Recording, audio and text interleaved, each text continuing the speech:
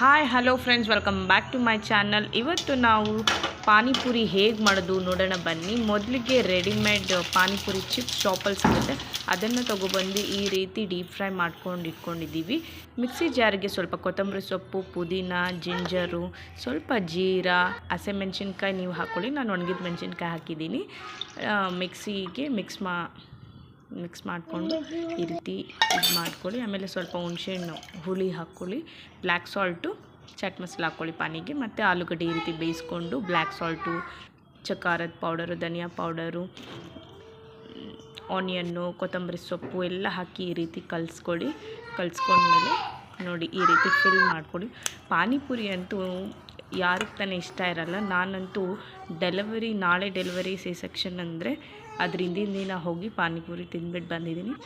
so ನಿಮಗೂ ಪಾನಿಪುರಿ ಇಷ್ಟ ಆದರೆ ಲೈಕ್ ಮಾಡಿ, ಶೇರ್